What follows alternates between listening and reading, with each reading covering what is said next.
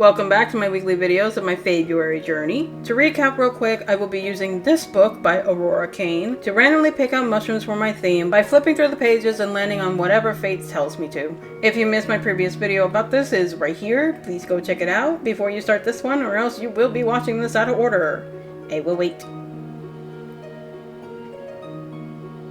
Are you back? Okay.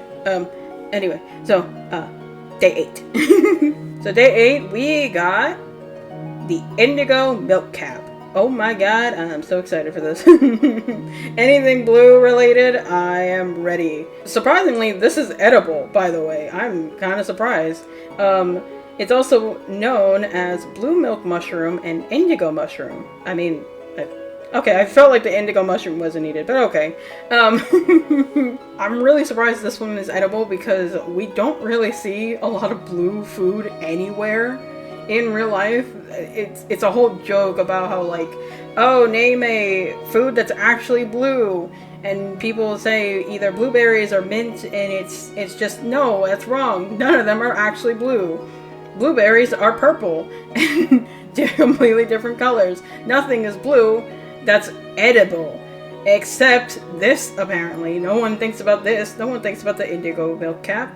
And to take an excerpt from the book like we've been doing since last time, another stunning blue beauty that reminds us of the magnificence of nature.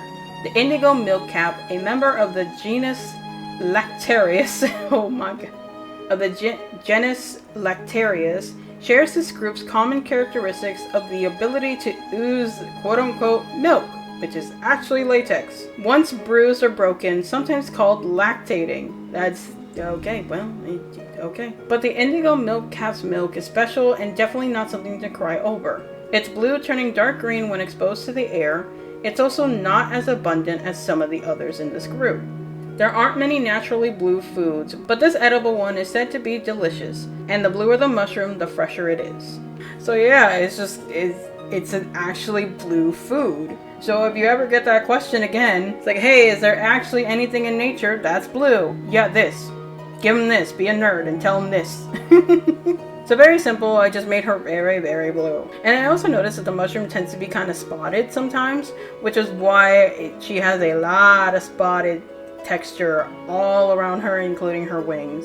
So yeah, I mean, I'm just happy she came out so nicely. It's kind of funny though how different she ended up being from the sketch, but I love her. She's great. I love blue so much too, so I'm very biased. And to continue the pattern from the first video, the lure I made for her is, though they are usually wandering alone, they stick out like sore thumbs, for their color is truly striking. They tend to wander alone in places most people do not go. If you are ever lucky to meet one, do not ever take advantage of their kindness and patience. They have no reason to ever be malicious, and the calm and silent ones are always the ones to always watch out for.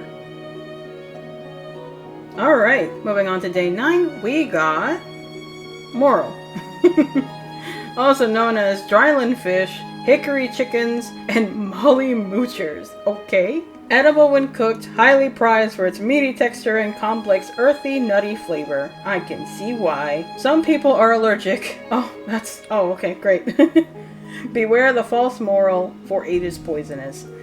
So I probably should have mentioned this a little earlier. Do not forage for mushrooms if you do not know what you are looking for.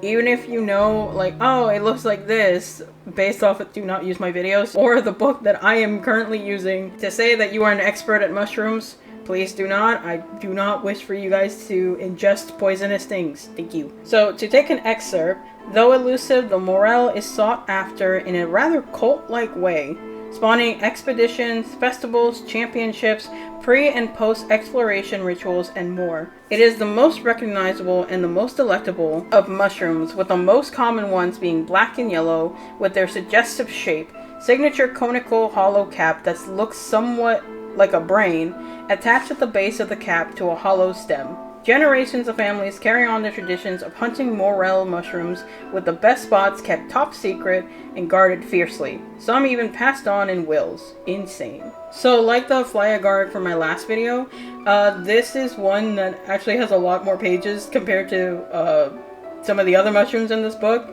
So there is more to it. there's a lot more to it. So I really just used the coloring as to try to make the texture instead of like line arting it, because I just thought that would have been a better idea. Though when I started coloring, they started looking like coffee beans, and I was spending a little too long on the texture. So I tried to fix it by making it a little more whole-like, but I think the best texture is the mushroom she's holding itself. I think her dress and hair still look like coffee beans, but you get the idea. I think I still did a good job. So hopefully not looking at this like coffee beans anymore. Moving on to the lore that I made. Similar to the fairies of the Chicken of the Woods, these fairies love to share their love of cooking. They are more likely to feed those that are wandering around in adventures or simply getting lost, and tend to be the reason most people get found. They never wish for anyone to fear the woods, especially the delicacies they enjoy giving. Not easily angered and far more peaceful than the Chicken of the Woods, if you do not accept their offering of food, then you are the one making the mistake. For they are not mischievous and are the ones who can safely give you one that is not poisoned. They will simply let you go and let you wander yourself. If you do not wish for their help, then they will not give it to you. They will not be angry and they will not be upset. They will simply let you wander the woods until you can find your own way out, or until you accept their help. They will always be nearby, but if you wander away too far, they will not follow. Your will is your own, and they will not try to convince you otherwise. Alright, moving on to day 10, we got Scarlet Elf Cup, which was another one that I was looking forward to drawing. Apparently the edibility is debated, but commonly agreed it is not. No one wants to try these. They're very tiny from what I've seen. I wouldn't try them either. Another common names for these are Fairy's Bath, Moss Cup, Red Cup, Scarlet Elf Cap. Okay, I feel like the Scarlet Elf Cap, you know what, I won't, it's fine. So surprisingly, the last one had way more information, and this one barely even had 1 page of information. So, I guess, the excerpt that I took from here for the sketch would be, they emit a slight audible poof when releasing their spores, though you must listen closely. Their forest job is to help recycle dead wood into nutrients to support the earth, and their utilitarian, and their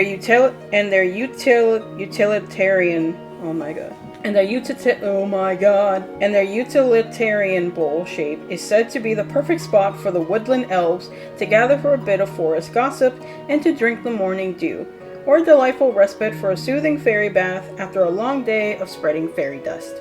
When you happen upon this jewel of the forest, stop a moment to be grateful for the magic.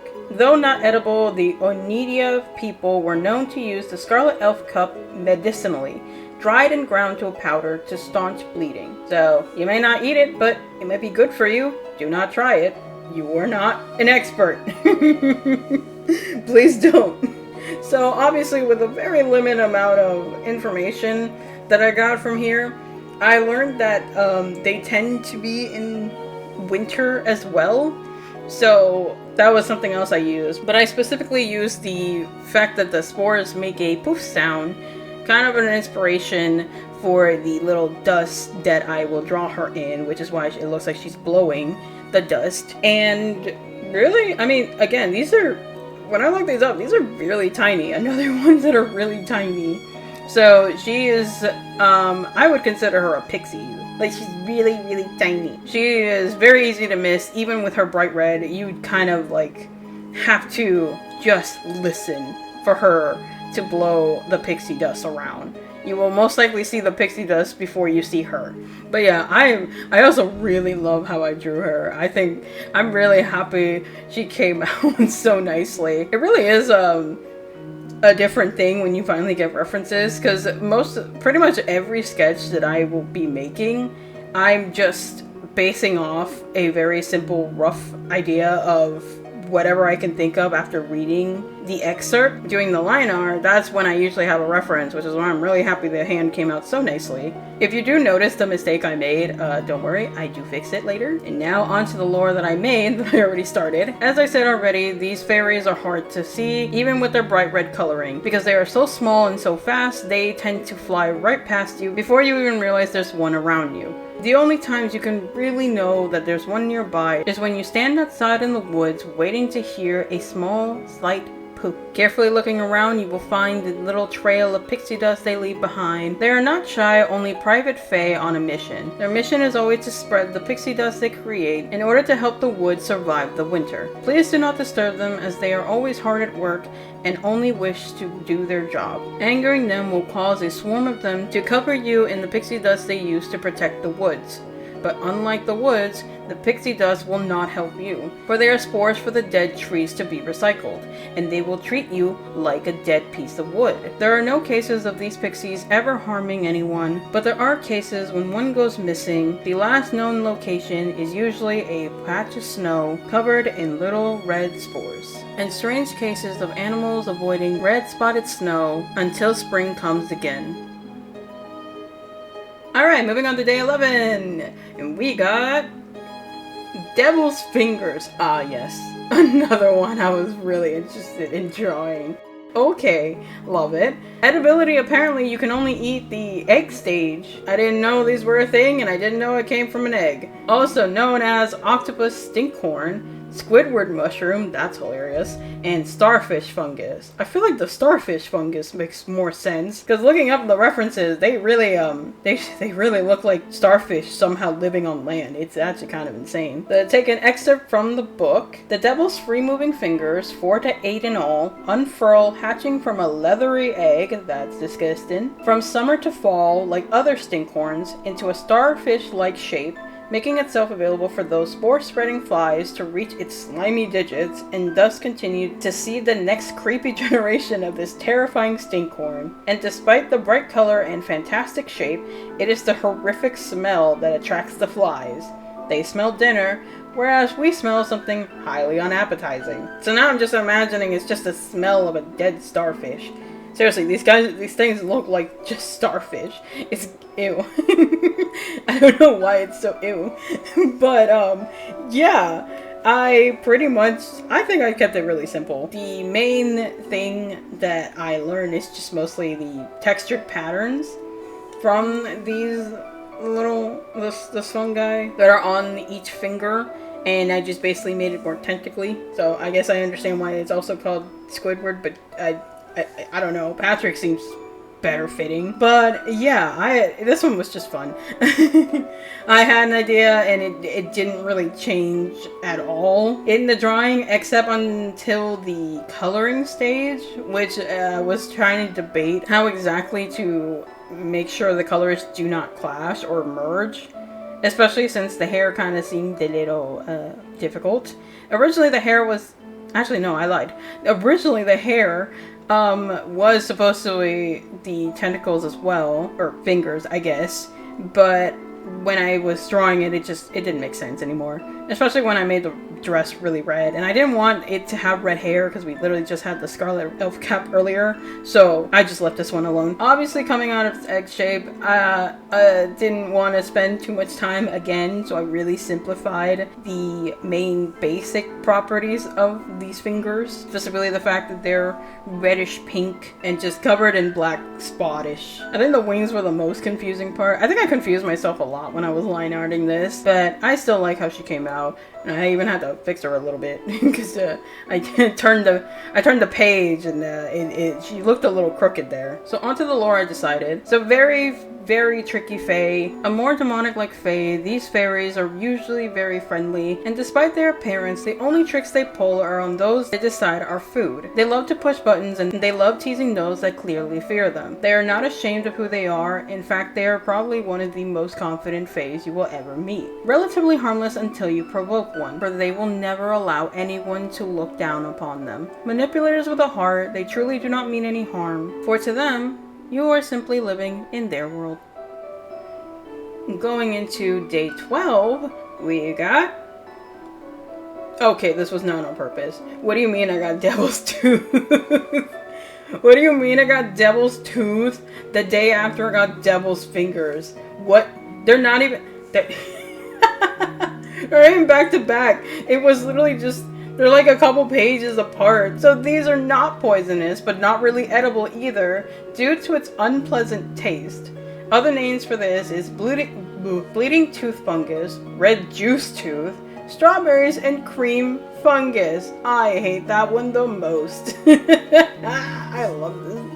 It really does look like a devil's tooth though. Why? So interestingly enough, this was one I was both excited and apprehensive about, since I wanted to do something with the liquid, but I was also worried that this was gonna turn out really bad. But I think she turned out really great. I'm actually really happy, especially since she looks so different from Devil's Fingers. So to take an excerpt from the book, whether beautiful or frighteningly gruesome is in the eye of the beholder. Mushroom can be elusive, hiding among the leaves, mosses, and needles shed by the forest as it sleeps and wakes.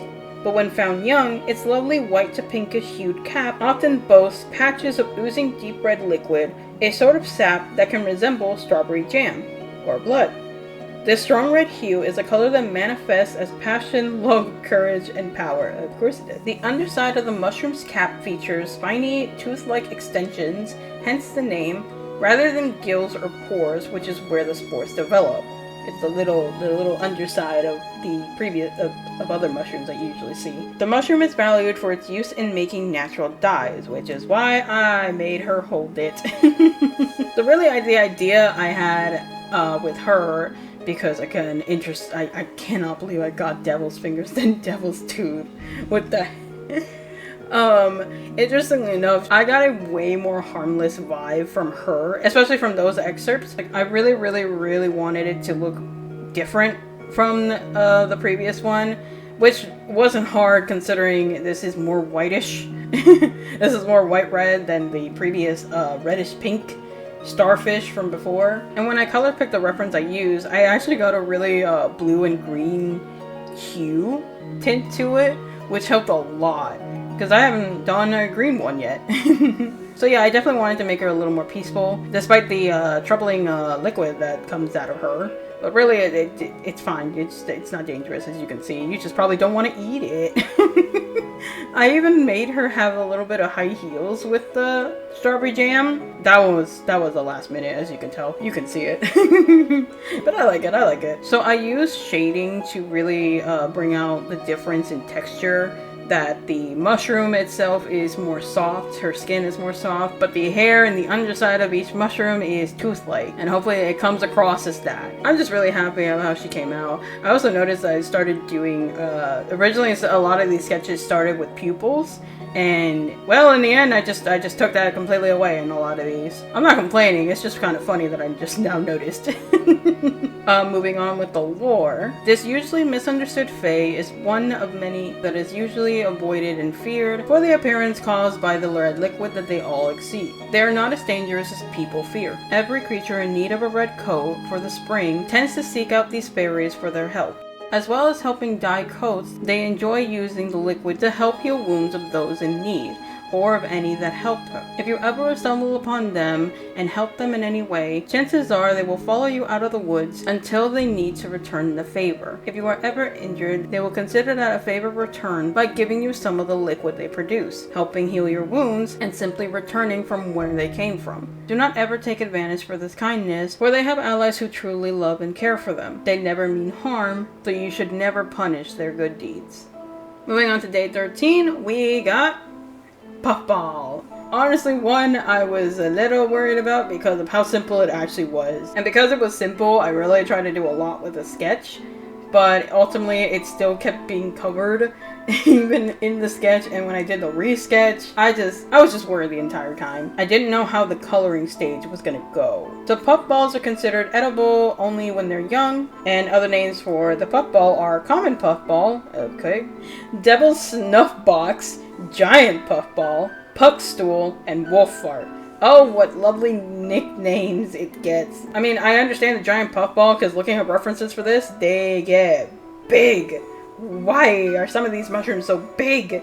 So to take an excerpt from the book, they range in size from a golf ball to a soccer ball, with some big enough to sit on, like the giant puffball, Calvatia gigantea. Okay. Common in the UK from July to November, this white globe of firm flesh can grow to 3 feet, 1 meter, across and weigh up to 25 pounds, 11 kilograms. Huge fairy rings made up of 50 or more giant puffballs have been found in various locations. The white flesh of a young puffball is edible, but not to be gathered in the wild without knowing what you have, as it can be confused with similar looking but poisonous mushrooms. Yeah, how many mushrooms are like just white mushrooms? So yeah, because I was struggling the entire time, she kept changing a lot. Or at least like enough was like I wasn't 100% sure where I was going for it, especially since I was going to use the coloring to once again add texture to little puffness of her. Continuing to the lore I made up, friendly and lovable, they are not hard to find. They are found very easily as they are the ones who usually pop up in front of you, but they've been found wandering around on their own every now and then. They can easily get excited and even attach to someone they love, but do not worry, for they are harmless, but they lack the idea of space. If one befriends you, they can be a faithful companion along for the ride. If you are out on adventures, they will follow. If you are at home, they will follow. If you are going to the store, they will follow. They will go anywhere you go. Usually seen on someone's shoulders or heads or in pockets. They will always hang out, they will always stick around, and whether you like it or not, they are here to stay. You can't really upset them without actively hurting them, for they just see everything as a fun little game. They are helpful and reliant once you get used to them. Don't worry, you are stuck with them forever. And now on to day 14, last day of the second week. Let's go. And we got the Where Kokako. I think that's how you say it. The edibility is unknown but likely poisonous. Other common names for it is blue pink gill and a sky blue mushroom. You know, that makes sense. So to take the excerpt from the book, this beauty, native to New Zealand, so iconic it graces their $50 note, and thus the only mushroom to be featured on any currency worldwide. Carries the Maori name Where Kokako because its glorious indigo blue color reminds you of the striking blue wattle of the endangered kokako bird. Maori lore tells us that the mushroom came first though, noting the bird acquired its lovely markings by rubbing its cheek against one of the mushrooms. Nature doesn't give us many true blue items, especially plants, so this lovely stands out among the other inhabitants of the forest floor between January and July. The entire mushroom is blue, cap, stem, and gills, but the spores give it a reddish pink tinge underneath. So yeah, if you almost missed it, that's why there's a bird in my original sketch. So the original idea is to show the bird rubbing on the mushroom cap like that excerpt said, but then I thought it kind of would make it an outlier if I added a bird with it. So I just left her as is. And even before I took the bird away, I was originally going to make her fairy wings more bird-like to feature the kokako bird, which is why the wings look like that. And of course, since this is literally one of the only blue things, I made sure that she was entirely blue. I forgot about the spores, but maybe another time. So, moving on to the lore I made up. Just like the excerpt says, I consider these fairies to be best friends with the kokako birds. If anything, they fly together, they always are together, and they protect each other. These fairies grow up and attach themselves to a kokako bird within their community. They grow up together, they bond together, and they become basically inseparable. You will never see one without a bird nearby. If you ever see one alone, that means a kokako is somewhere nearby, most likely nesting, as the fae is clearly watching out for dangers. If you ever see a kokako bird alone, chances are the fairy themselves are spreading their own spores so they can have their own little children. And if you do find either truly alone, give a moment of silence for the lifetime friend that they have lost. They will always mourn, and they will never harm you if you show respect for their fallen best friend. And that wraps up week 2 of Faebruary. I am having so much fun with these. It's so good. Even the ones I was really worried about, I'm having a lot of fun with. Frankly, with week 2, I'm having a bit of trouble deciding which one's my favorite. But I think out of week 2, it's a bit of a tie between day 10 and day 14. The one I was most worried about is, of course, the puffball. That one, it's just so simple. What am I supposed to do with that? Hopefully they came out great. I think they did. I hope you guys are enjoying these so far. And I hope you look forward to next week's video. Each day has a short for them, so if you missed them, go check them out. And if you guys want me to make a whole video of every time lapse of the entire February, no voiceover, just let me know. And until then, like, comment, and subscribe for more. Check out my shop, and I will see you next time. Goodbye.